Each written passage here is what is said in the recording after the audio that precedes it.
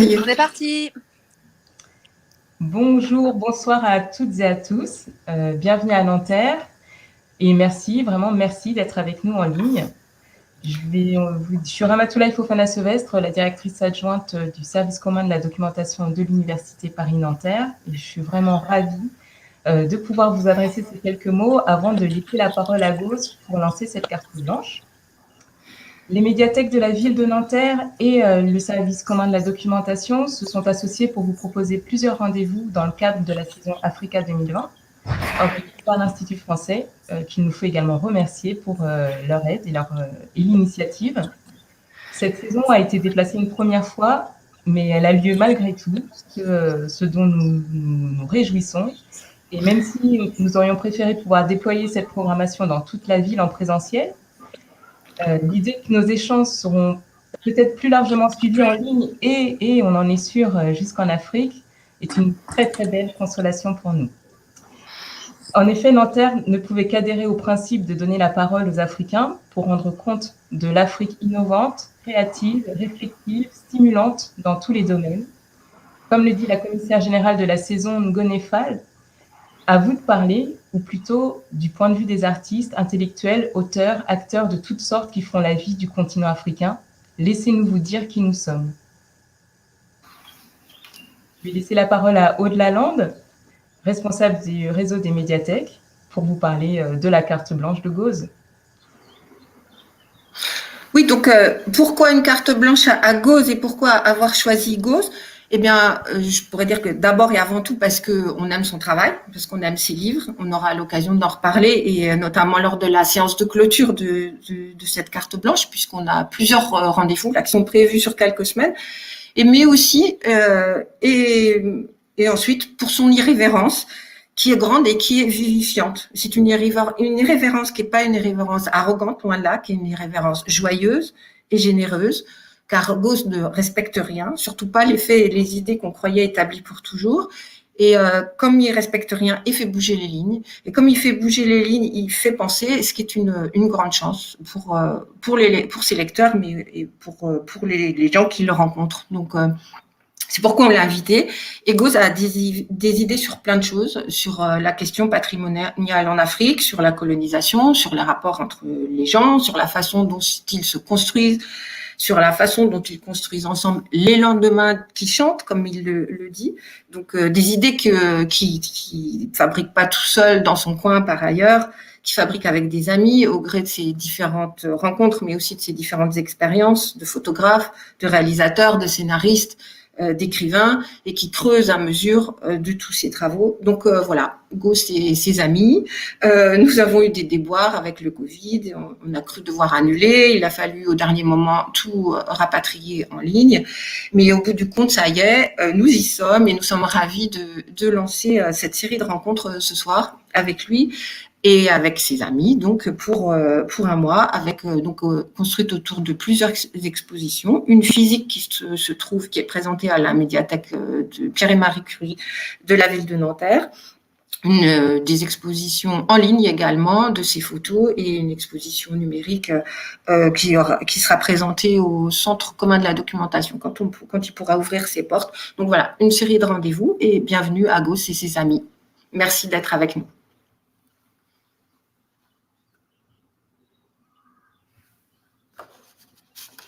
C'est beau.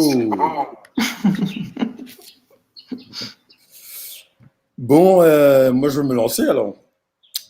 Déjà, merci à tout le monde de toute cette folle énergie investie depuis près d'un an autour de cette idée de me donner une carte blanche, la fameuse carte blanche, à Nanterre. En plus, c'est un endroit qui n'est pas anodin.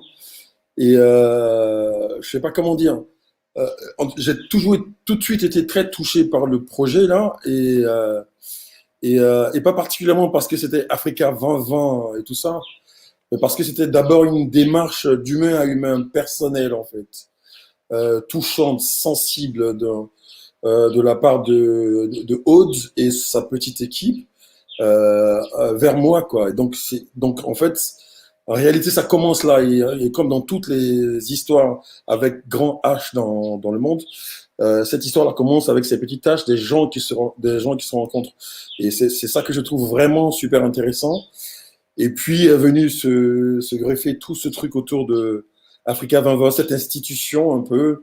On savait pas trop ce que c'était au début, mais on est content d'être aujourd'hui dans le bateau, même malgré tous les déboires et tout ça. Moi, je trouve que c'est super important de pouvoir prendre la parole, où qu'on soit, quoi, de pouvoir réunir un peu deux, trois idées, et puis les balancer au monde pour générer de la réflexion et de l'intelligence.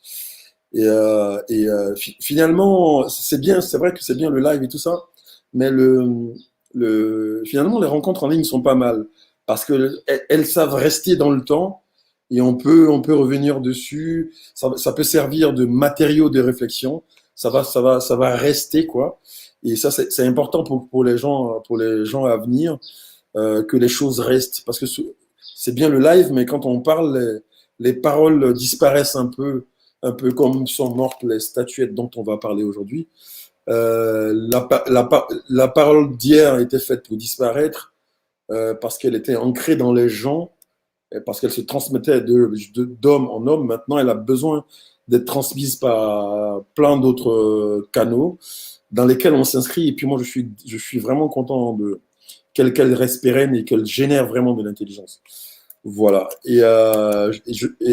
L'idée aussi d'être un peu une espèce de leader Massimo comme ça à Nanterre pendant un mois tu décides à peu près ce que tu veux, c'est flatteur pour l'ego, mais c'est surtout flatteur pour la capacité de proposer des choses quoi.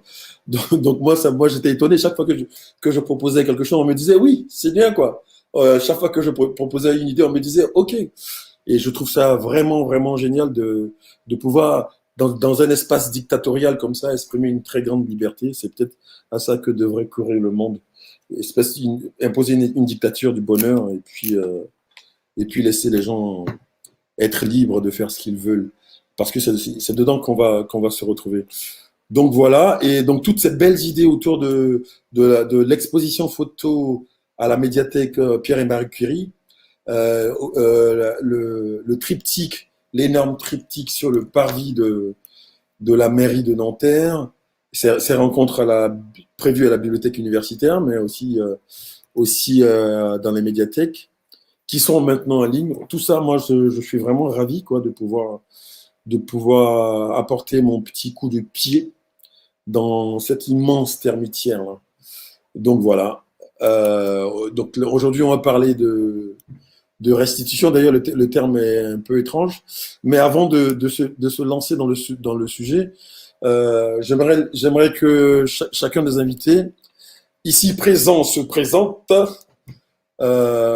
pour qu'on sache où on va, comment on va le faire. De toute façon, on est un peu moins nombreux que prévu, on aura un peu plus de temps. Donc voilà, donc je vais laisser, on va commencer par Véronique, comme elle est à Dubaï, elle est en avance dans le temps sur nous.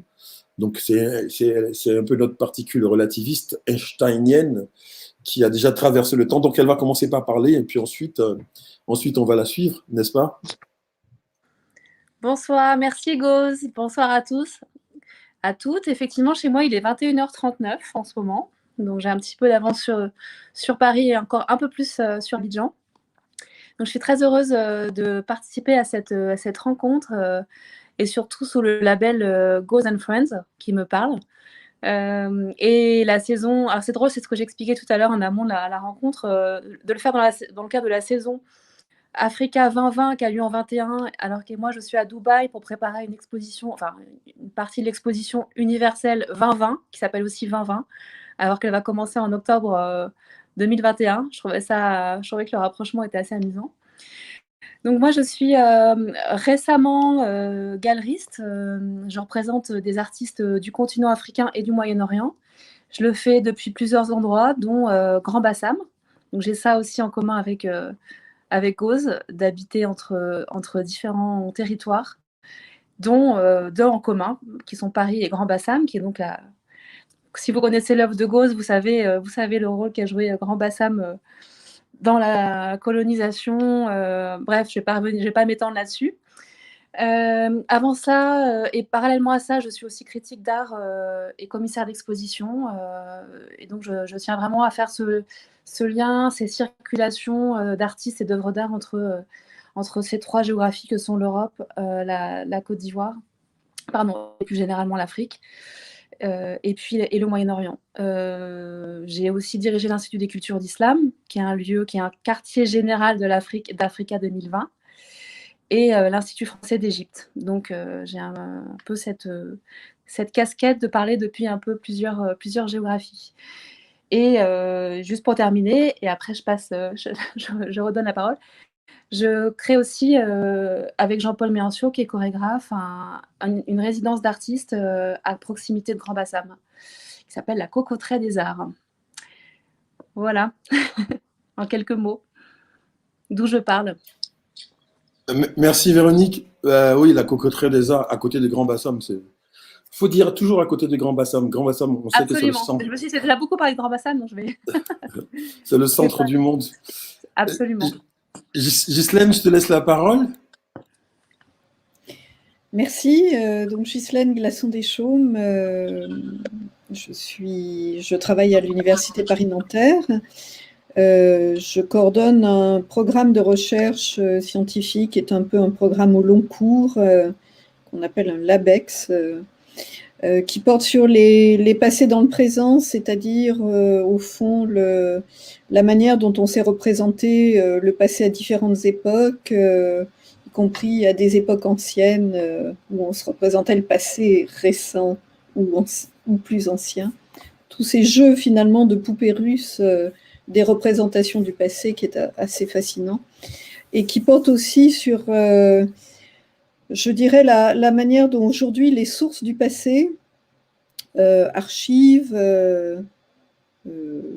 objets, sites archéologiques ou autres, sont rendus accessibles à des personnes qui n'y avaient pas auparavant accès, sont éventuellement reliées les unes aux autres alors qu'elles étaient auparavant dans des silos en quelque sorte, des silos, une partie au musée, je ne sais pas, sur un fond X ou Y, une partie au musée du Quai Branly, une partie à la BNF, la troisième partie à Nanterre, chez les ethnologues de Nanterre par exemple.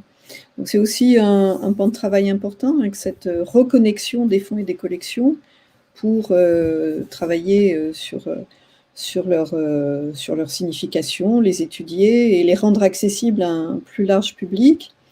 Et bien sûr, autour à partir de ce socle, avec une grande communauté de chercheurs dans lequel il y a des historiens, des anthropologues, des archéologues, des sociologues, des linguistes, etc.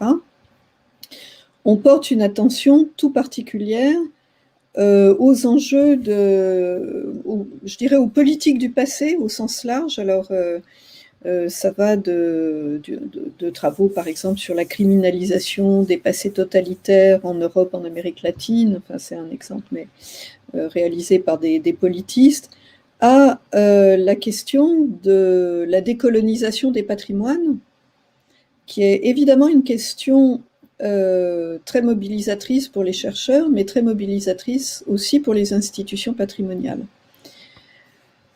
La France est venue tardivement à cette question, on le sait.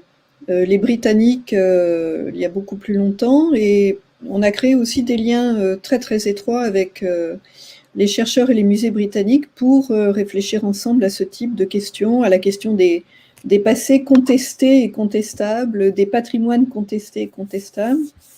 Et on essaye de mettre en lumière des patrimoines invisibles, des histoires invisibles, des traces de personnes qui n'ont pas laissé de traces. Donc, ça nous amène, par exemple, à soutenir des projets qui portent sur des populations exilées qui n'ont pas pu inscrire leur histoire dans un lieu dont le rapport au lieu a été perdu. Ça nous amène à travailler, par exemple, aujourd'hui avec sur les chercheurs en exil et leur parcours de vie. Voilà. Mais ça nous a aussi amené à travailler sur sur la mémoire de Nanterre, par exemple, en travaillant avec les populations. On a par exemple un collègue qui a fait un travail magnifique sur le patrimoine musical des habitants de Nanterre et qui est un patrimoine peu connu, pas connu en fait, lié à la pratique amateur. Donc voilà, tout ça pour vous dire que à partir de ce socle large finalement et qui se veut très, très inclusif, on touche des questions qui sont très, très sensibles hein, à votre approche. Et un mot pour terminer sur mon propre travail. Moi, je m'intéresse beaucoup aux problématiques de traduction culturelle. J'ai travaillé beaucoup dans l'espace euro-méditerranéen, notamment pour dresser un état des lieux de la traduction dans la région euro-méditerranéenne et en réfléchissant à ce que signifie de faire circuler une œuvre du sud de la Méditerranée vers le nord, de l'est vers l'ouest, de l'ouest vers l'est, voire du nord au sud évidemment aussi.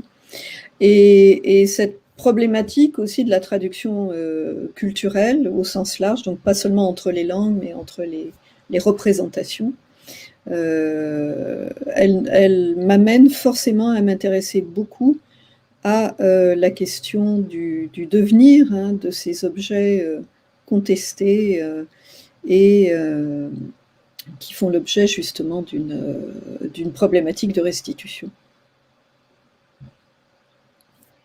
Bon, ben, comme ça, les choses sont. J'ai tout de suite envie de te poser plein de questions, Ghislaine. Mais on va se calmer, je vais me calmer et suivre un peu le joli conducteur que nous ont préparé toute la bande de Nanterre. Donc, je propose qu'on projette, c'est le moment qu'on projette le petit court-métrage qu'on a réalisé la semaine dernière, dans le cadre justement de la prise de parole au sein de cette problématique de la, de la restitution des biens culturels. Déjà, le truc m'énerve trop, quoi, la restitution, quoi. Bon, enfin, bref. Donc, on a préparé avec tout le village artisanal à Bassam ici, un petit court-métrage, on va dire, dans lequel on met de façon succincte et puis un peu sensible nos points de vue divers, en fait, qui ne sont pas si divergents ici à Bassam parce que ils sont dans le dur de la question des choses disparues, de la question de la culture disparue, comme disait Ghislaine tout à l'heure. Ils sont vraiment dans le dur, là, dans la façon dont ils travaillent, dont ils gagnent leur vie depuis des décennies sur le site du village artisanal de Grand Bassam. Et donc, ce court-métrage est une collaboration. En fait, à la base, on avait prévu une performance carrément sur les parvis de la Défense entre un sculpteur et une slameuse. Donc, le sculpteur, c'est Gérard Bongo, qui est voilà, un sculpteur baoulé, ou on va dire de type baoulé. C'est pas parce qu'il parle baoulé qu'il est forcément un sculpteur baoulé. Mais en tout cas, c'est un sculpteur de type baoulé.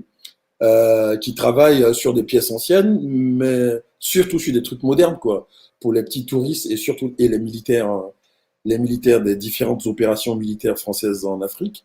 Il ne reste plus que pour faire vivre ce village artisanal là. On est dans une espèce de contradiction extraordinaire.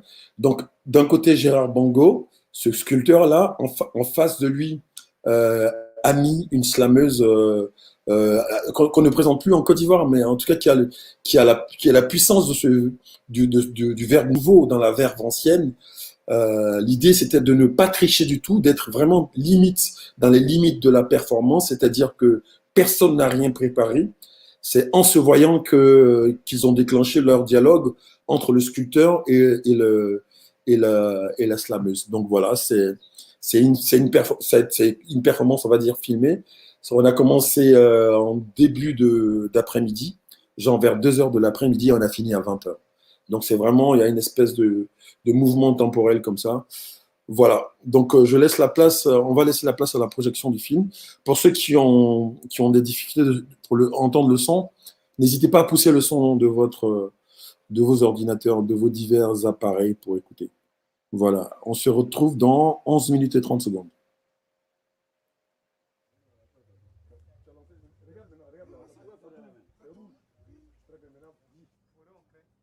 Séquence 1.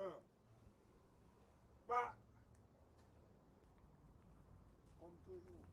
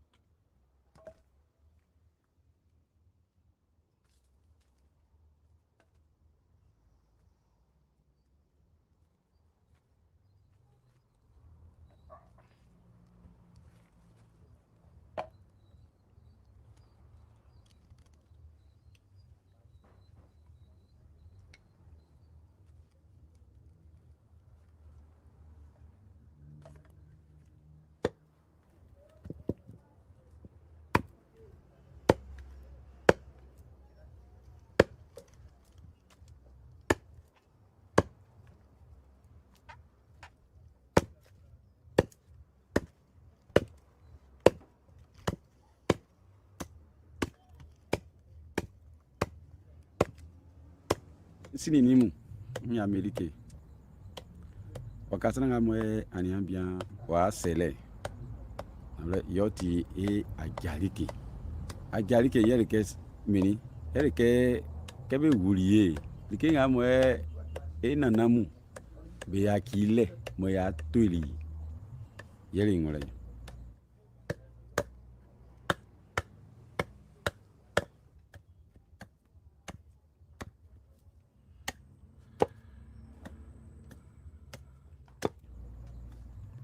wakasana ni ngburumu ye nanamu be yaki ile yatu ikusuma like ufla nga mo se wakanu nga fasi se beswanu yele ngbambuamu oni kremu ni nga mo be fa si beswanu mo clement ye blofwe mu ke ba ye be kulio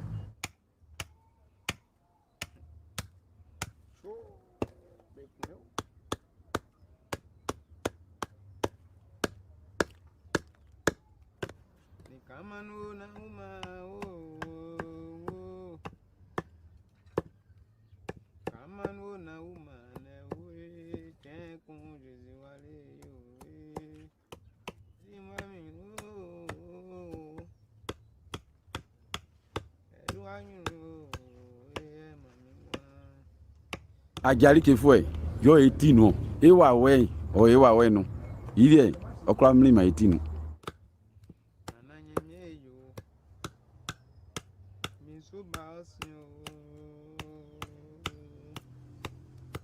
bravo me de ngamo ifa bari mo don asu ifa ko sisi be swanu o be swan crema ekusma o tai kplu ngate man se ko tai kplu nyeli ke kabe mai sika be tuma be mai sika na ya ifa diriko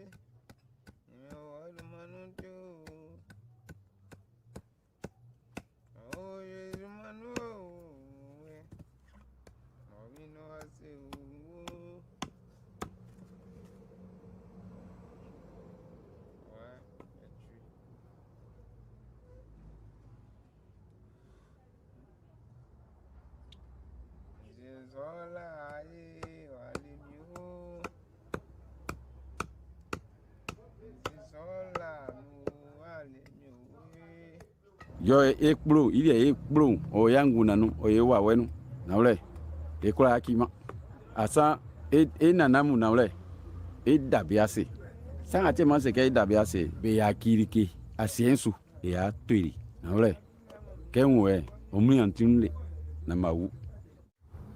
Du ciel à la terre, une gestuelle ordinaire, et pourtant, une chorégraphie se lit dans ses mouvements, rythmée par ses battements. L'air de rien, et pourtant un mime fidèle de l'héritage des anciens. Il courbe le temps, fige l'instant. Du ciel à la terre, une gestuelle ordinaire. Et pourtant une chorégraphie se lit dans ses mouvements au rythme de ses battements. L'air de rien, pourtant un mime fidèle de l'héritage des anciens. Il courbe le temps, fige l'instant. Il saisit le temporel pour rendre le virtuel réel. Tactile l'invisible, dessiner l'indicible. Il taille un message sur mesure, peaufine son écriture. Il martèle, interpelle la matière, afin qu'elle soit l'enveloppe contenant ses prières. Celle adressée aux ancêtres, marquée du sceau spirituel, de la terre au ciel. Porter le message, leur dire que la main est bien là, qu'elle a bien traversé les âges, que son esprit habite toujours ses dépositaires et que même les tentatives d'amputation n'ont pas réussi à la faire taire.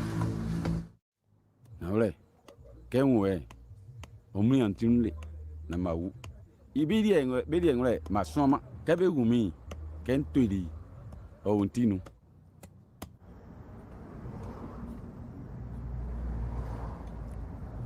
Du ciel à la terre, une gestuelle ordinaire et pourtant une chorégraphie dans ses mouvements au rythme de ses battements.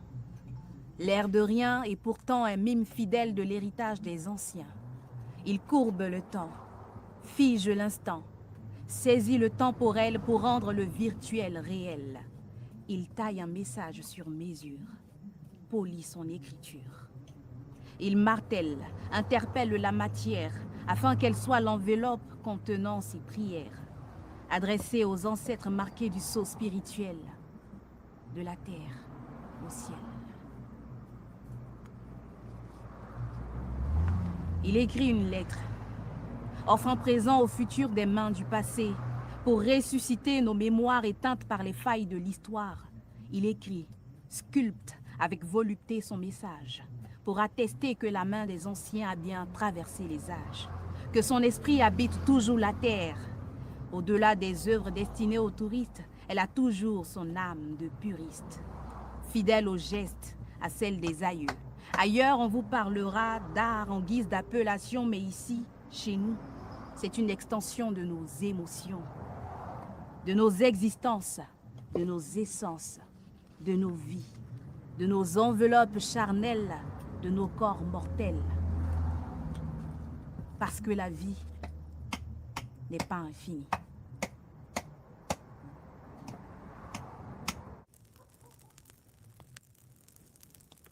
Now le kebe gumi ma tome nsiso nana o sakensi nana na ifle kwa kuna le masime sanne ya yeme kuri so famille isoli ke dia mo untinu mo ajana mo nana me yakin na le e ma merie isoli bia mri bin klasi ye bia won ke fi de kuri o le isoli ke dia bi manunu nana nanamu ndabi ase esimu ndabi ase ja dikenga mo ebe yakiri ase nsu mo be no anu kun itema se ke ndabi ase o na le bi akidan dike dan esanu ndabi ase nye bi kura kura kpakpakpa amemo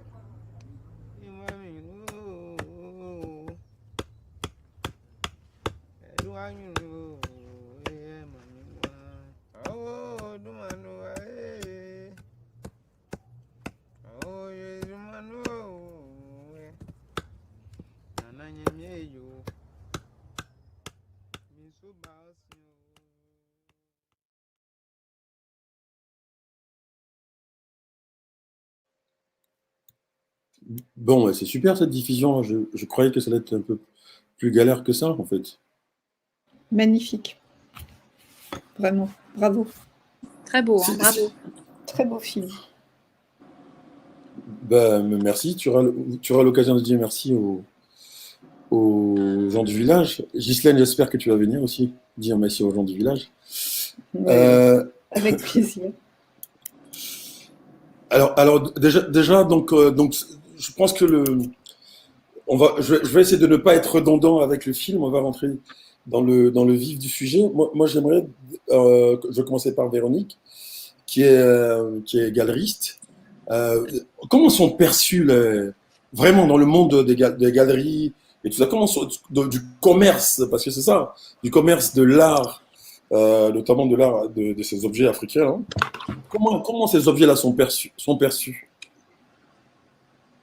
Les objets, tu veux dire les objets dont on parle dans les questions de restitution ou plus largement les statues plus largement les objets d'art nègre, en fait. Je les appelle art nègre parce bon, tout à l'heure je vais lire un texte que j'ai écrit en 2002 à cette occasion, en fait. Mais en fait, avant, ce serait bien d'avoir vos avis sur. Bon, moi, je veux vraiment voir. Toi, en tant que galeriste, c'est quoi le regard porté?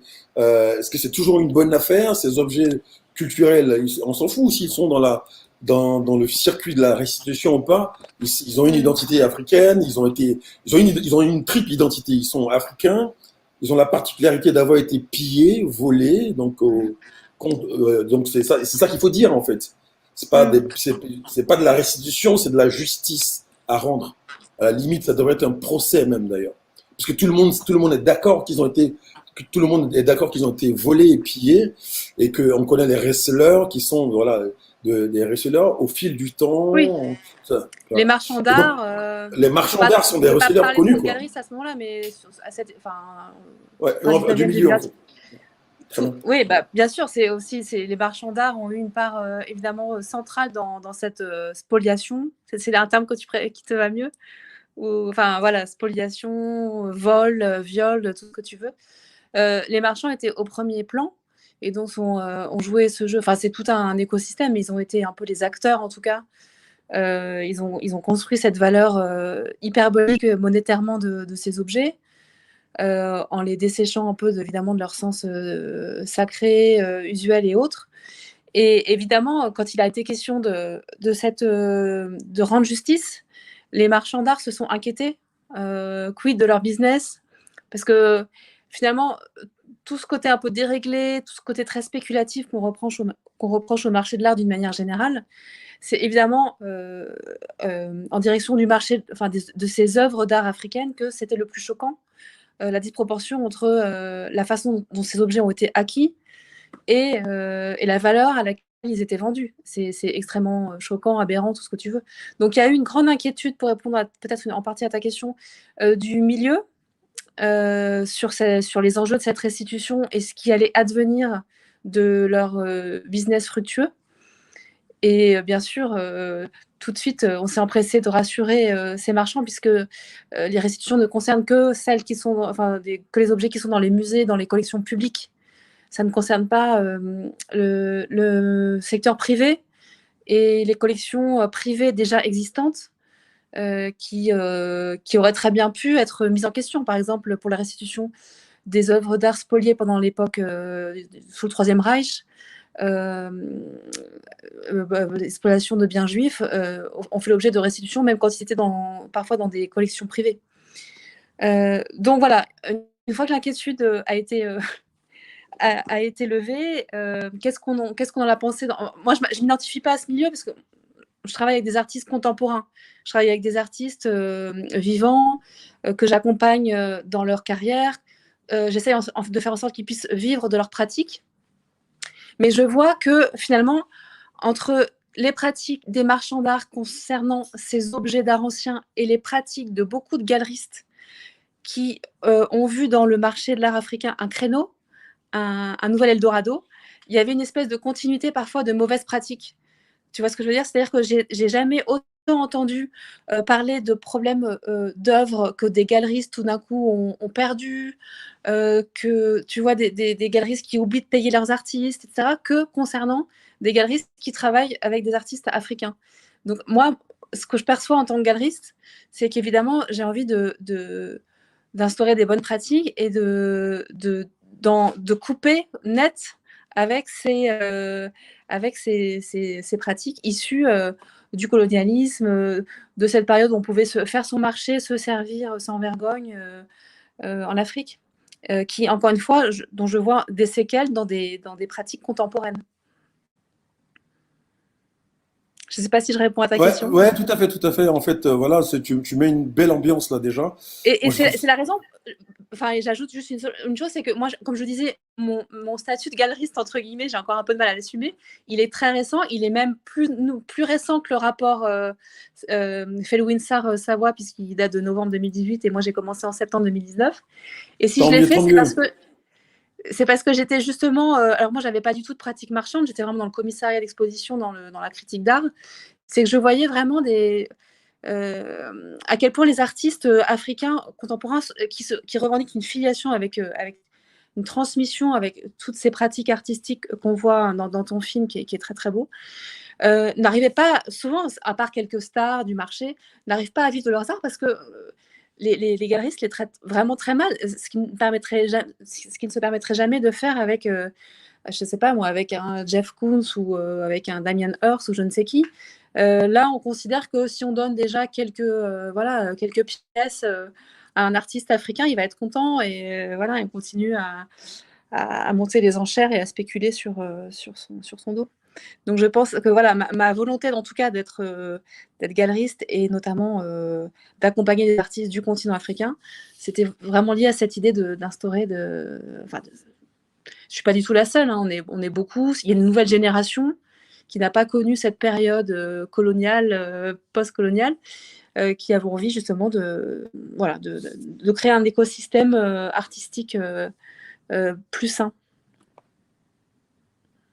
Merci Véronique, ça me fait plaisir de faire le présentateur télé. Merci Véronique pour votre intervention. C'est très bien, hein. Je pense que tu pourras faire une émission là.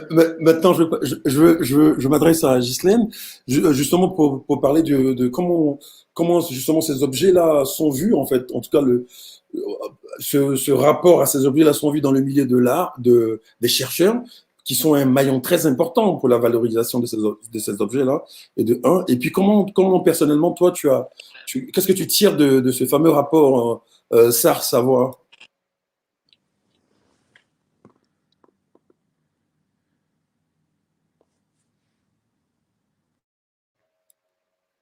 J'ai perdu Ghislaine.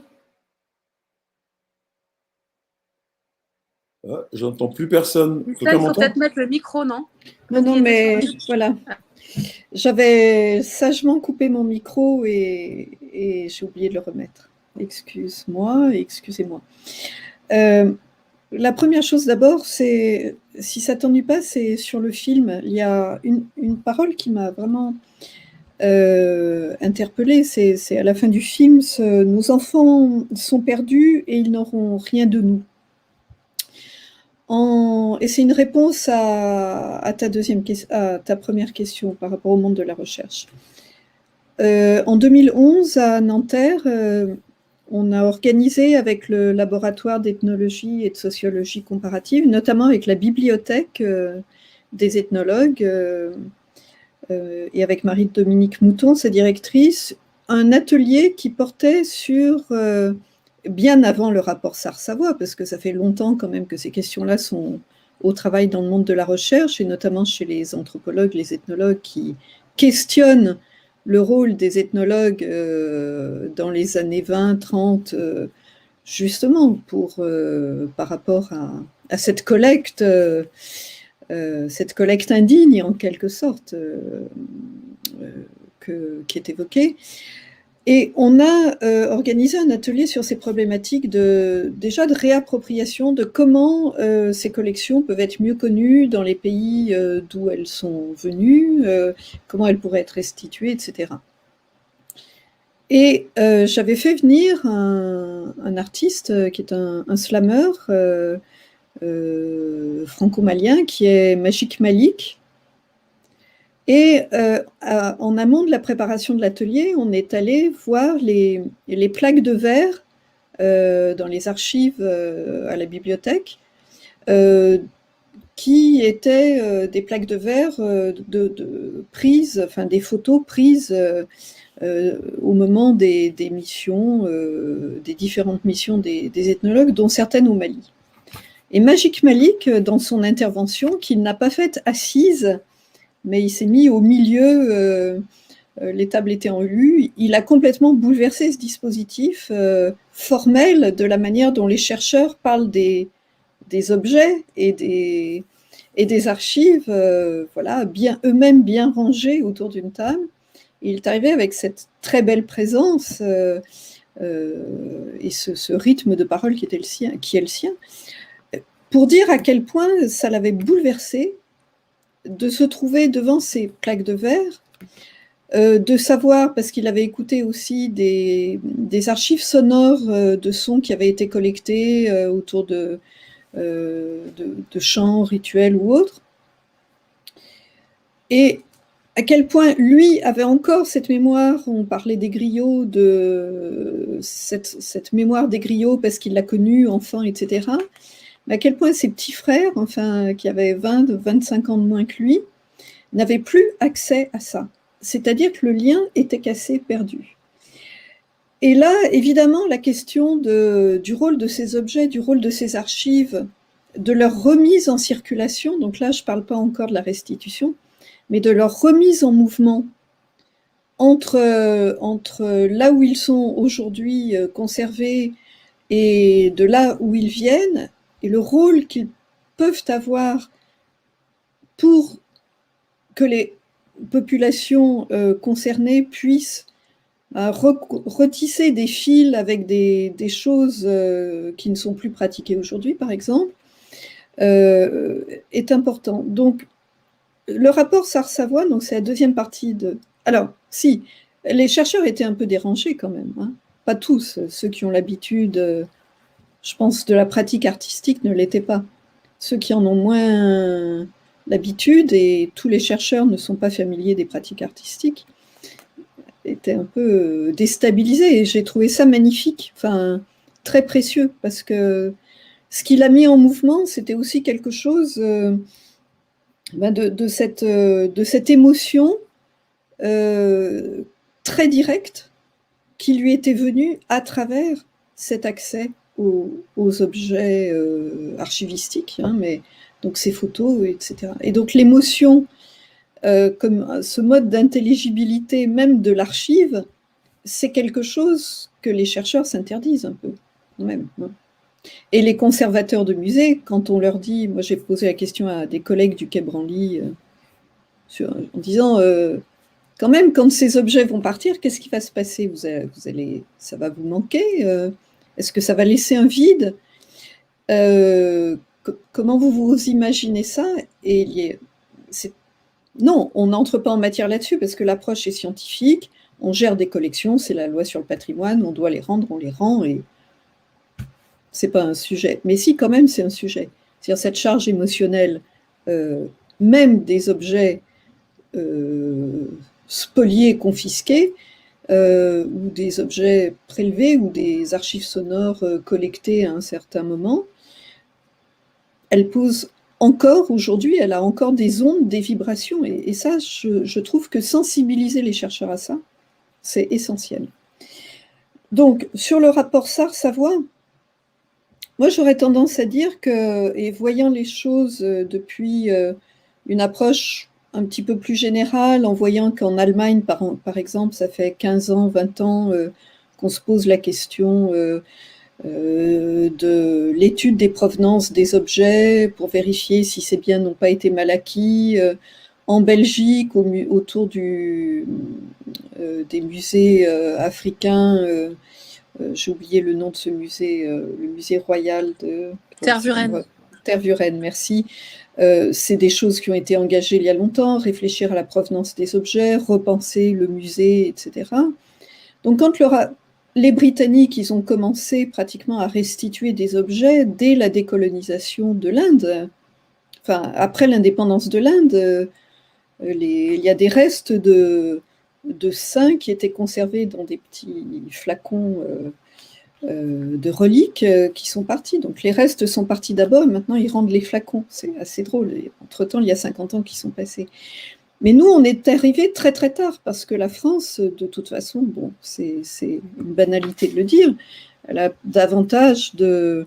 mis davantage de temps à vouloir regarder sans ciller ce passé colonial, et la manière dont cette pratique coloniale a finalement irrigué le regard que portaient même les scientifiques de l'époque, d'avant la décolonisation, sur ces populations. Donc, je trouve qu'il a mis quelque chose en mouvement. Après, il y a 2 points sur lesquels moi j'ai des réserves, mais qu'on pourra peut-être discuter après, je ne vais pas monopoliser trop la parole. Je veux bien que tu te lances en même temps sur ces réserves. Bon, la question de la propriété, elle est essentielle, parce que quand on voit, et il le pose très bien, la question de la restitution, c'est une question juridique.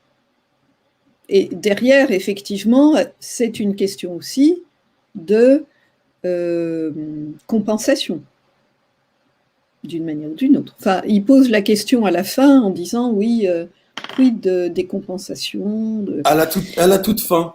À la toute fin. Donc, et timidement. Timidement, tu as tout à fait raison. Mais c'est déjà un pied dans la porte, parce que la restitution, c'est un coup de hache, si je puis dire, dans la loi sur le patrimoine, qui part de l'inaliénabilité des collections nationales, des collections conservées dans les musées nationaux. Donc, ce qui est surtout intéressant, je trouve, c'est le retentissement public que cela a eu, les débats que ça a ouvert, c'est-à-dire que ça met en mouvement, je crois, dans la société française, cette idée que ça ne va pas de soi, ces collections, qu'effectivement, il est temps de s'interroger sur leur place, leur rôle, et sur la signification d'un retour. Donc, moi, je trouve qu'ils sont allés, peut-être, parce qu'ils l'ont fait rapidement, etc., ils sont allés, je pense, sur ce plan-là, aussi loin que possible, pour ouvrir une brèche. Là où je trouve que le rapport est un peu rapide, mais c'est pas un jugement de valeur, hein, je pense vraiment... on est d'accord, voilà. on le trouve bien. Ce que je trouve problématique, c'est de dire, voilà, les objets, ils sont arrivés, on les a décrits, on les a classés, on les a restaurés. Effectivement, ils portent la marque sémantique de la pensée occidentale du classement, il porte la marque sémantique du classement des sociétés, de la manière dont on a décrit les sociétés à un moment donné d'Afrique, en l'occurrence ici. Et il porte aussi les marques de restauration, de transformation. Voilà, c'est si on refait un morceau de tissu, ou si on revernit, ou si on change une plume dans une coiffe, enfin ça c'est pour les cultures guyanaises, c'est pas du tout anodin, c'est plus le même objet tout à fait. Donc ils disent, voilà, forcément il va falloir les resémantiser, donc les entourer, leur donner tout un nouveau réseau de signification quand ils vont rentrer, et ça à charge bien sûr des pays africains qui vont récupérer ces œuvres de le faire. Sauf que, quelle est la langue que parlent ces objets à la population, aux populations et aux institutions africaines qui vont les recevoir aujourd'hui? Au sens où est-ce que les éléments de la continuité justement des pratiques sont réunis? Ça, c'est la première chose. Et comment on peut travailler sur ce contexte pour faire que ces objets retrouvent leur place, retrouvent une place qui ait du sens? Et dans quelle langue on le fait? Au sens où c'est des objets qui s'inscrivent, qui vont rester inscrits finalement dans une relation franco-béninoise, franco-sénégalaise, parce que la collaboration avec les musées récipiendaires de ces retours vont rester très fortes. Et moi, j'ai eu un débat récent sur tout un fonds documentaire filmique que certains veulent mettre à disposition, enfin une équipe de recherche. J'ai dit, mais dans quelle langue? Est-ce qu'on va les mettre en français? Non, il faut les mettre en Yoruba, en Bamana, ou que sais-je. Enfin, donc la question de la langue, pour moi, c'est vraiment une question, quand on parle de resémantisation, extrêmement importante, et qui va aussi avec la question des pratiques et des usages de destination. Et je les trouve assez légers sur cette question des nouveaux usages, c'est-à-dire comment une œuvre qui est passée par ce statut d'œuvre d'art, que vous avez signalé tous les deux, quand elle va revenir, est-ce qu'elle va perdre ce statut d'œuvre d'art? Est-ce que, comme elle a été dans un musée occidental, ça va lui coller à la peau, si je puis dire? Ça, c'est une chose qui m'intrigue beaucoup, par exemple. Je n'ai pas de réponse, mais c'est une question que je me pose. Et comment une œuvre comme ça, je termine juste sur ce dernier point, pourrait comme le préconise sous forme d'exemple le rapport Sarr-Savoy, faire des allers-retours entre les rituels et le musée. Parce qu'à un moment donné, il dit ça.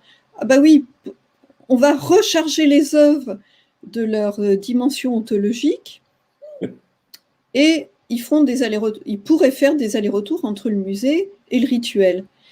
Et je trouve ça très intriguant comme question. Moi, je me dis, ah oui, comment on recharge, comment ces objets-là peuvent être rechargés de cette ontologie. J'ai pas de réponse à ta question, mais j'ai une anecdote terrible. Après, on en fait ce qu'on veut. Quand j'étais à la fac, donc au début des années 90, dans un village près de Yopougon, un village ébrié près de Yopougon, où on fait des fêtes des générations et tout ça, il y a un Américain ou un Hollandais, je sais plus trop, qui avait identifié des tambours jumeaux. Je sais pas si vous voyez ce que c'est, les tambours parleurs, là, des grands jumeaux comme ça, qui servent à discuter avec les morts ou bien pendant les grandes cérémonies, parmi lesquelles les cérémonies de fête de génération, là.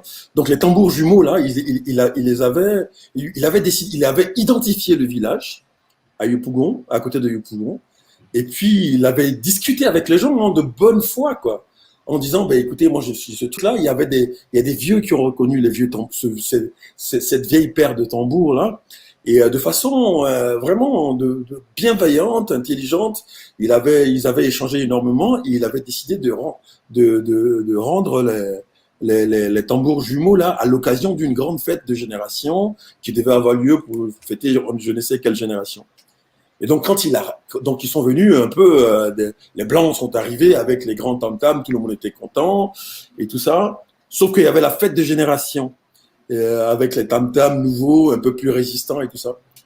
Et en fait, il s'est trouvé quelqu'un dans le village pour retendre des pots sur ces vieux tam-tams là, et ils se sont mis à les battre tout de suite, mais à les battre d'une façon incroyable, au point où ils se sont brisés sur place. Et quand ils se sont brisés, tout le monde a fait ah, et ils ont ramassé les petits bouts du tambour sacré là. Ils les ont jetés à la forêt devant le visage décomposé et outré du Hollandais ou de l'Américain. Hein. Et ils ont repris d'autres tam-tams. Ils ont continué la fête comme si de rien n'était. Voilà.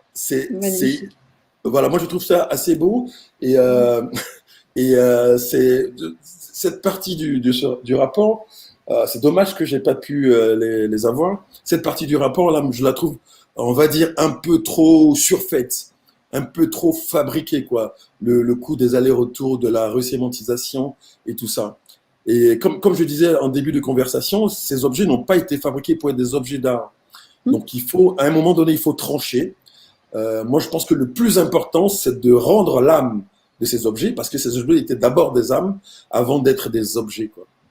Bon, voilà. Et donc, maintenant, pour passer à une autre étape, j'avais prévu lire... En fait, c'est ce qui a fait que je me suis intéressé au sujet des statuettes d'art nègre. C'est un livre d'Aimé Césaire qui s'appelle un recueil de poèmes qui s'appelle Soleil coupé, qui avait pour couverture un reliquaire, un kota, en BT ou BD, c'est comme ça qu'il l'appelle. Et moi, je me souviens avoir été fasciné par la poésie. Et sans connaître je trouvais la couverture, la photo de ce masque-là, me fascinait et je croyais que c'était Césaire qui avait inventé cette statue, quoi, en fait. J'en étais sûr et je croyais que les vers de Césaire là étaient portés par ce reliquaire BD. Et que j'ai retrouvé quelques années plus tard à la Maison de la Chimie en 2001 lors d'une vente. Et à l'époque, il était parti à 14 millions de francs français à Hélène Barbier-Muller. Et donc, depuis cette époque, j'ai décidé de réaliser un film. Je me suis intéressé à la question, donc j'ai remonté le truc. Donc, j'ai décidé de faire un film à l'époque sur cette statuette-là, sur ce reliquaire BD Barbier-Muller. D'ailleurs, c'est comme ça qu'il s'appelait. On l'appelle maintenant le reliquaire BD Barbier-Muller. Et je suis parti jusqu'au Gabon pour chercher les parents de la statuette. C'était assez facile de les trouver. Il y a plein d'ethnologues, plein de directeurs de musées qui identifient clairement les œuvres, mais quand ils sont vendus, ils n'ont pas de parents, quoi. C'est pour artistes inconnus.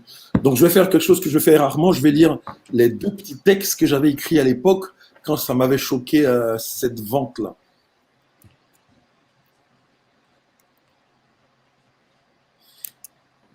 Alors, il faut que je trouve mon texte. Bon, en fait, j'ai tout préparé, mais il faut que je le trouve.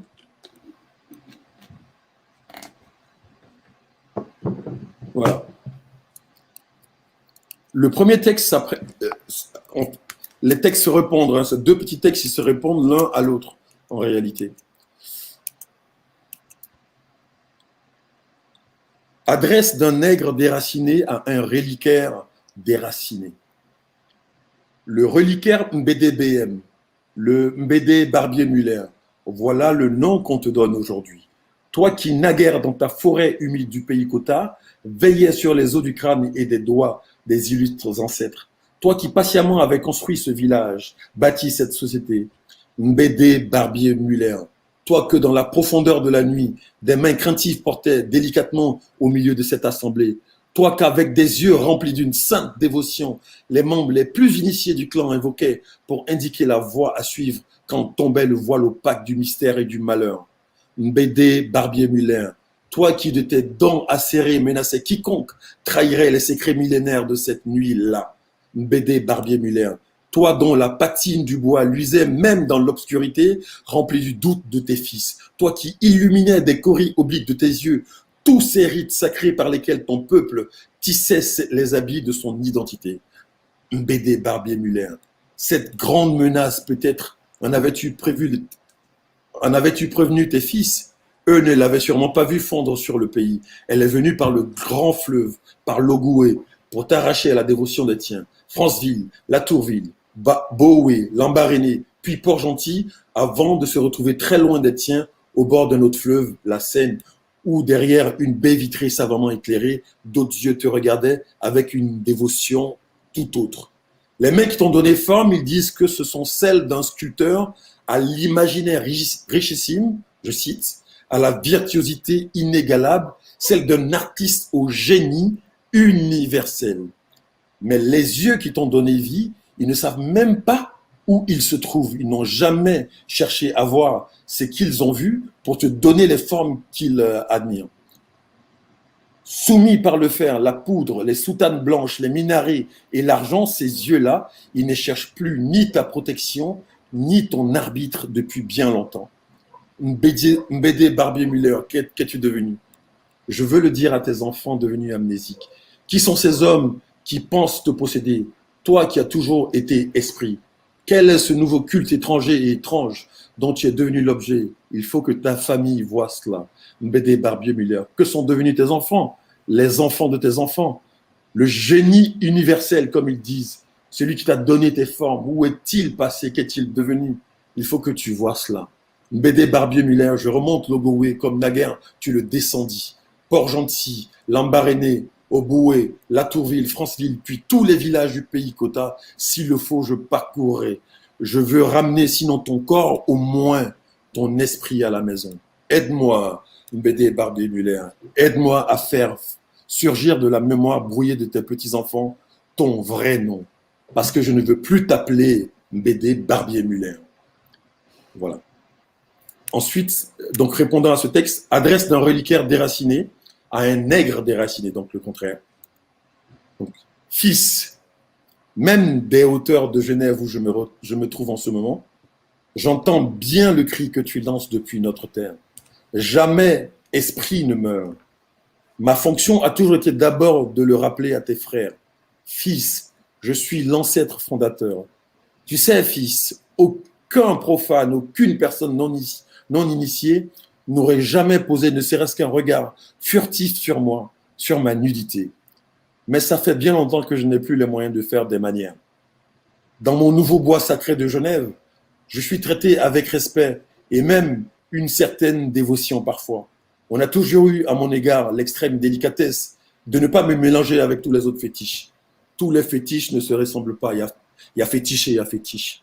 Tous ceux chez qui j'ai vécu l'ont compris. Ou du moins, j'ai réussi à le faire comprendre à ceux qui croyaient me posséder. C'est pourquoi j'ai vécu dans ce qu'ils appellent pudiquement des collections privées. L'humiliation des musées, je n'ai pas vraiment connu, en tout cas pas longtemps. Ce qui chez moi frappait l'esprit de celui qui allait m'élever au-dessus des autres fétiches apatrides, ce n'est pas ma seule plastique qui le dictait. La fascination que j'exerce sur eux, toi et moi, nous savons d'où elle vient. Chut, fils, ne leur parle pas de ça.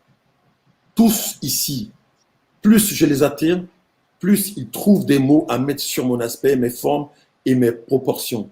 Jamais ils n'osent aller au-delà des contours de mon bois. Jamais ils n'osent s'aventurer dans le bois sacré. Je te sens trépidé, pressé de savoir si, depuis toutes ces années, je porte encore dans la cavité à la base de mon dos les os de l'ancêtre fondateur. Patience, fils, patience. Ne te comporte pas comme les enfants d'Aristide Courtois, ce brûleur de cases qui porte mal son nom. C'est celui qui, tout en me dérobant à la dévotion de tes pères, leur imposait de ne plus honorer aucun autre fétiche. Patience donc, fils. N'oublie qu'avant de recevoir, il faut donner. C'est le sens de tout ce sang qui a coulé à mes pieds pendant des siècles. C'est le sens de tous les sacrifices propitiatoires. Avant de recevoir, il faut donner. Les statues ne meurent pas. Ce sont ceux qui les adorent qui meurent. N'ouvre pas seulement tes oreilles pour entendre ce que je dis. Ouvre-toi au monde que ton père et le père de ton père ont planté en toi. Va demander la route aux anciens, puis viens. J'attends. Voilà, ça c'était en 2001 et voilà, j'avais envie de lire ce texte-là, de dire combien il est toujours d'actualité et combien on est toujours dans l'hypocrisie de cette question. Je crois que ça va être l'heure des questions-réponses. S'il y a des questions du public ou bien de 2-3 internautes, mais à Véronique, j'aimerais te demander, qu'est-ce que tu penses de l'hypocrisie de l'argent en fait autour de ce truc-là? Je m'explique. L'une des questions la plus pudique, celle que personne ne dit en public, tu vois, c'est que ces statuettes-là, ces biens, ce qu'on appelle avec condensement des biens culturels, tu vois, genre une petite constellation de biens culturels, alors qu'on dirait jamais ça de la Joconde, on dirait juste un trésor national ou un bien, enfin peu importe. Les gens parlent jamais d'argent autour de ces statuettes qu'ils possèdent, qu'ils ont volées. Et ils parlent jamais de ça. C'est quand même étrange, puisque ça vaut du fric, ces trucs-là. Oui. Justement, le marché de l'art s'en est emparé pendant des décennies. Aujourd'hui, encore, n'importe quelle statue de Picasso qui est vendue, les descendants de Picasso en profitent, quoi. Et Oui. donc, quid de la question du fric, en fait? Pourquoi personne n'en parle jamais? Pourquoi personne ne dit pas que quand un reliquaire Cota ou bien une statuette Baoulé est vendue quelque part à des millions d'euros, pourquoi on ne dit pas qu'il y a des propriétaires qui sont identifiés, connus par les chercheurs, par les villages, enfin, par les vendeurs, les marchands. D'ailleurs, ils le mettent en valeur justement en s'appuyant sur des recherches ethno, sociaux, historiques, etc. Pourquoi personne ne parle jamais du fric? Au Quai Branly, là, le billet pour aller voir une collection, il coûte de l'argent, quoi.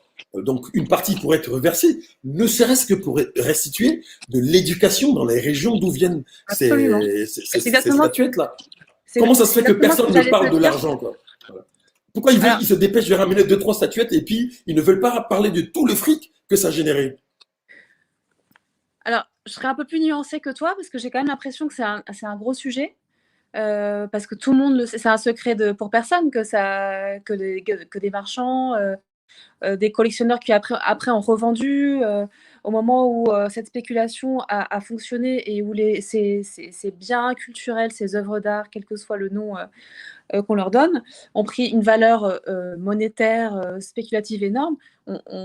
Il me semble qu'on en a beaucoup parlé, mais là où ce dont on parle moins, et là je te rejoins, c'est que pour moi il y a une vraie, au-delà d'une simple restitution qui à mon avis n'est pas suffisante, il y a une véritable dette de tous ces musées qui effectivement ont gagné de l'argent en vendant des billets d'entrée, de tous ces collectionneurs Dette, c'est un joli mot. Ouais, il pourrait allumer la dette du tiers-monde au nom des statuettes. Voilà, non, mais c'est ce que j'allais te dire. Pour moi, je pense que des gestes radicaux, au-delà de ce geste qui était quand même un geste politique au départ, de bonne entente avec les pays africains, puisque c'est le président Macron qui a lancé ce rapport au moment de d'un discours à l'université de Ouagadougou, etc. Bref, moi je pense qu'au-delà d'une simple restitution, alors déjà évidemment, il y a de l'argent, si on veut vraiment rentrer dans les détails techniques, il y a de l'argent qui est quand même mis par l'État français pour accompagner, en ce moment même, il y a une loi qui est passée le 24 décembre dernier, qui acte le fait que les 26 objets identifiés du Bénin, du royaume d'Abomey, et le sabre qui a été restitué au Sénégal, n'étaient plus ça c'était déjà le cas avant, n'étaient plus des biens qui appartenaient au musée français, ils n'appartenaient plus au musée français, ce qui permettait de les rendre. Donc là, il y a une mission qui vient d'arriver au Bénin, une mission française pour accompagner, pour donner les conditions techniques de restitution. Évidemment, il y a des moyens qui sont mis là-dedans, mais encore une fois, là aussi, c'est pas suffisant. Je pense que, comme tu le dis, par exemple, tu précisais tout à l'heure en introduction qu'en ce moment, j'étais aux Émirats Arabes Unis. Par exemple, les Émiratis ont payé très très cher les services de la France qui ont effectivement une expertise pour créer des musées, pour avoir des conservateurs, pour créer des lieux qui accueillent des œuvres d'art, etc. Donc les Émiratis, eux, payent très cher pour ça. Je pense que la moindre des choses, ça serait par exemple que la France finance des lieux si ces objets, par rapport à l'échange que tu as eu avec Ghislaine, étaient amenés à garder leur valeur d'œuvre d'art et donc trouver des moyens de contextualisation de ces œuvres, payer des architectes pour permettre à ces œuvres de continuer à exister. Et puis, on parle beaucoup en ce moment de musées universels. C'est le cas en Europe, c'est le cas aussi aux Émirats avec le Louvre à Abu Dhabi. Pourquoi ne pas créer aussi en Afrique des musées universels qui accueilleraient aussi? Pourquoi ne pas offrir des œuvres de Picasso? Pourquoi ne pas offrir des œuvres qui appartiennent au patrimoine universel de l'humanité aux pays africains?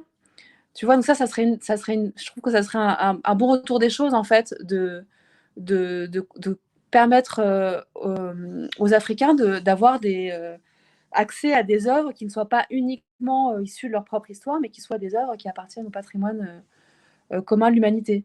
Voilà, donc ça c'est un peu mon point de vue. Et moi, ce qui m'intéresserait avant de donner la parole au public, c'est une question que je pose à tous les deux, c'est justement, est-ce que vous pensez, je me souviens avoir eu un échange un peu virulent sur ce sujet avec une philosophe, la philosophe Nadia Yala-Kisuikidi, sur le fait que de toute façon, on n'a pas, les pays à qui sont restituées ces œuvres d'art n'ont pas à nous rendre des comptes, à nous en France, sur ce qu'ils font de ces œuvres en fait. C'est-à-dire que s'ils ont envie de les détruire ou d'en faire je ne sais pas quoi, il n'y a pas d'obligation, parce que ça a été un peu un des points de freinage sur la restitution, ça a été de dire il n'y a pas les conditions d'accueil, il n'y a pas de moyens de conservation, etc. Mais la position de beaucoup d'Africains, de philosophes, etc., c'est de dire c'est pas votre affaire en fait. À partir du moment où les œuvres sont restituées, on n'a pas d'obligation à les conserver dans des musées. On peut soit les présenter ailleurs, dans un contexte non muséal, soit les détruire. Donc ça m'intéresserait juste d'avoir votre point de vue là-dessus. C'est un sujet complexe, hein, on ne peut pas répondre à ça en 2 minutes. Non, mais Vas-y, Ghislaine. je trouve que c'est intéressant. Ça me permettra de poser une question à Gauze, c'est pour ça que j'en profite. Je pense que effectivement, les objets Enfin, il y a plusieurs choses. Si c'est pour remettre ces objets dans un cadre muséal à l'occidental, il faut interroger cette pratique. Enfin, il faut l'interroger du point de vue de ce que c'est qu'un musée et de ce qu'il fait aux objets, d'où qu'ils viennent, quels qu'ils soient. Une vierge noire. Excusez-moi, Ghislaine, je vous coupe un peu. Justement, je trouve que, pardon, pour reprendre l'exemple des 26 objets restitués au Bénin, le Bénin fait un travail de fond sur la façon de présenter ces objets d'une façon qui n'est pas héritée de la tradition des musées occidentaux. Oui. Non, mais c'est parce que vous parliez des musées universels à la Abu Dhabi. Je veux bien, mais enfin. Non, je ne dis pas que c'est le modèle. On sait ce que c'est que le geste architectural du musée universel et la manière dont le musée universel charge en valeur monétaire les objets qu'il conserve et qu'il montre.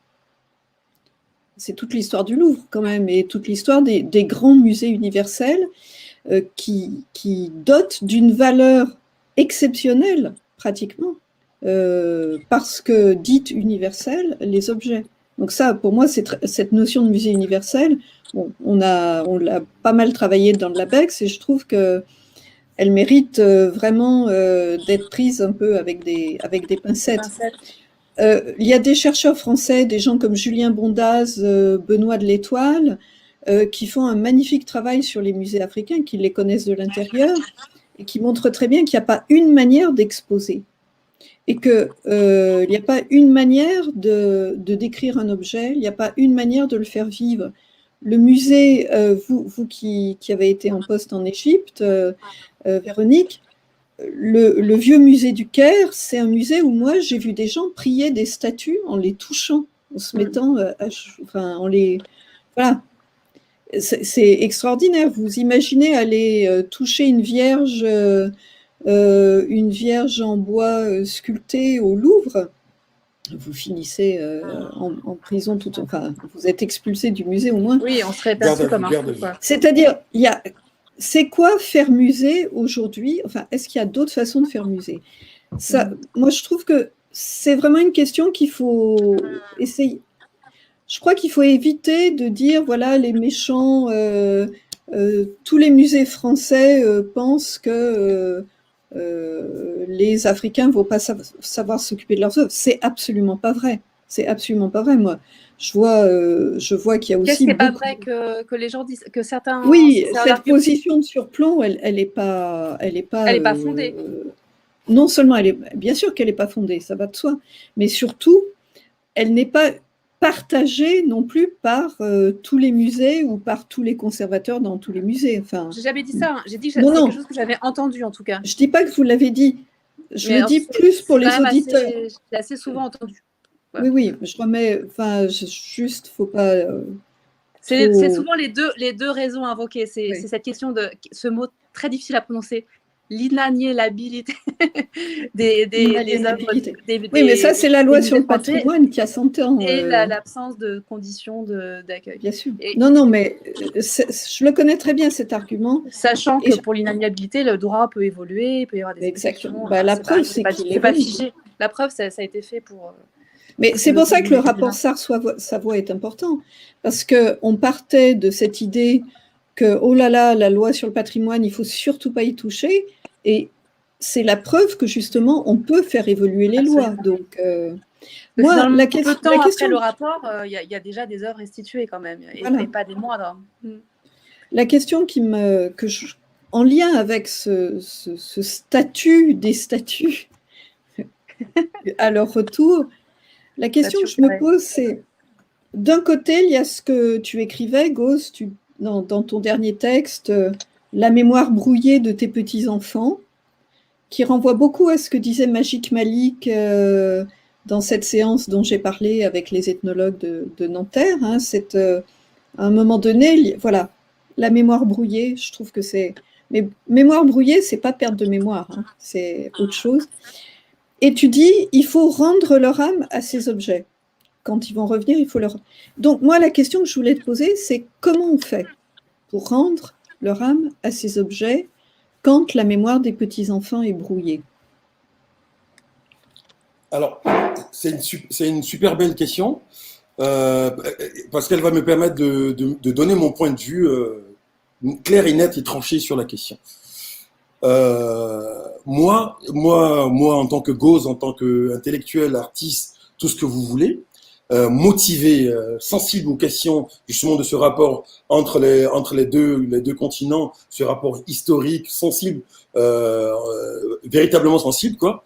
Moi, j'ai jamais eu l'occasion, dans tout mon cursus intellectuel, scolaire, éducationnel, je n'ai jamais eu l'occasion de parler de ces statues, de ces objets d'art nègre là, avant mes 40 ans. 30 ans, 40 ans, on va dire. En 30 ans plutôt, plus près de 30 que de 40. Et ça traduit tout. En plus, je suis encore de la bonne génération. J'ai grandi en partie au village. Je savais, tu vois, je faisais les veillées de contes, les trucs avec les gens dans la nuit, dans la brousse au village. Je pouvais faire ça un week-end et puis le week-end d'après être dans une boîte de nuit à Abidjan. Donc je suis vraiment de la génération qui connaît les deux. Et je connaissais pas ces objets-là. Absolument pas. Ça veut dire que chez nous, il manque justement l'idée de l'éducation, la transmission de l'âme de ces objets-là qui ne sont pas partis. On n'arrive pas à faire le lien entre l'éducation à l'école occidentale et l'éducation du village, en fait. Donc, en fait, pour des gens comme moi, des motivés comme moi, il faut que tu travailles pour rattraper, d'une part, ta partie africaine villageoise et d'autre part, ta partie occidentale, parce que ce sont deux enseignements séparés. Et c'est ça le premier scandale. C'est ça le premier scandale du brouillage de mémoire. En plus, tu mets au milieu de tout ça un peu d'islam, un peu de chrétienté, un peu d'évangélique. tout le monde est perdu systématiquement. Mais pourtant, il y a de la résistance. Il y a une espèce de résistance, mais elle n'est pas nommée, elle n'est pas claire. Les gens continuent d'aller chez le marabout avec des iPhone 12 dans la poche. Les gens continuent de faire des sacrifices de poulet alors qu'ils ont des objets connectés Bluetooth sur eux, quoi. Au village, les gars vont sur Facebook avant d'égorger une chèvre pour le sacrifice de je ne sais quel truc, quelle déité, tout en priant Jésus et Dieu et tout ça. Donc tout ceci est un peu séparé en fait. Donc moi l'idée de redonner du sens à tout ça, l'idée c'est de redonner de l'éducation. Et ça c'est un travail important qui peut être financé justement entre autres parce que valent ces statuts qui sont partis là. Pour ne pas qu'elles soient parties pour rien. Mais ça, je suis complètement d'accord avec toi. Il faut pas qu'elle soit partie pour rien, quoi. Donc, on peut, c'est pas fini. La cause n'est pas perdue. On peut ramener du sens par de l'éducation et éventuellement montrer de temps en temps des objets. Mais les grands-parents. Les pays qu'on spoliait, on leur relâche jouer là-dedans. Comment? Et ce sont les pays spoliateurs qui doivent financer ces projets éducatifs. Enfin, contribuer. Non, ils n'ont pas contribué, ils donnent l'argent et puis ils se cassent. Ils donnent l'argent parce sans mettre de conditions sur la façon. Non, ils donnent l'argent. Ils ont eu beaucoup de fric, ils donnent l'argent et puis on se démerde.